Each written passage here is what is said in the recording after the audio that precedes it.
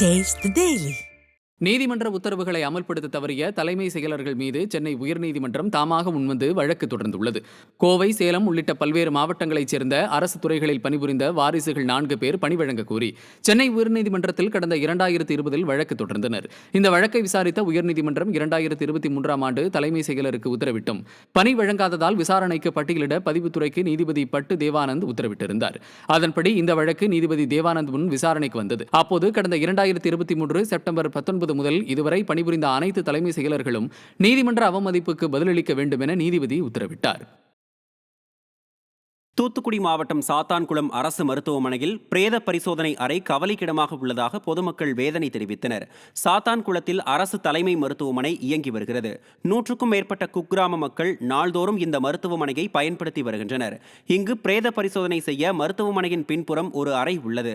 அந்த அறை முற்செடிகள் நிறைந்து அடிப்படை வசதி இல்லாமல் இயங்கி வருகிறது.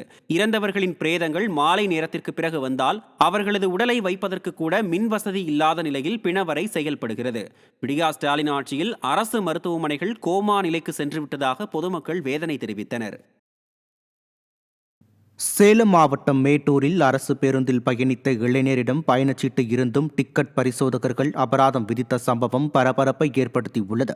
தர்மபுரியில் இருந்து அரசு பேருந்தில் மேட்டூர் வந்த கொளத்தூர் பகுதியைச் சேர்ந்த செல்வகுமார் என்பவர் டிக்கெட் காண்பிப்பதற்கு காலதாமதம் ஏற்பட்டதால் டிக்கெட் பரிசோதகர்கள் ஜெயராமன், குணசேகரன் ஆகியோர் 300 ரூபாய் அபராதம் விதித்ததாக கூறப்படுகிறது. இதனால் ஆத்திரமடைந்த செல்வகுமார் டிக்கெட் பரிசோதகர்களிடம் வாக்குவாதத்தில் ஈடுபட்டு பேருந்து முன்பு அமர்ந்து போராட்டத்தில் ஈடுபட்டார். அப்போது அடாவடியாக அபராதம் விதித்து பணம் வசூலித்த டிக்கெட் பரிசோதகர்கள் மீது நடவடிக்கை எடுக்க வேண்டும் என செல்வகுமார் வலியுறுத்தினார். நிர்வாக திறனற்ற ஸ்டாலின் ஆட்சியில் போக்குவரத்து துறையில் பணியாற்றும் ஊழியர்கள் அடாவடியாக செயல்படுவதாக பொதுமக்கள் குற்றம் சாட்டியுள்ளனர். தருமபுரியிலேருந்து மேட்டூர் வந்திருக்கேன். இப்போ எனக்கு கொளத்தூர் லாஸ்ட் பஸ் போயிருக்க அவசரமாக இறங்கும் போது அவங்க டிக்கெட் கேட்டாங்க.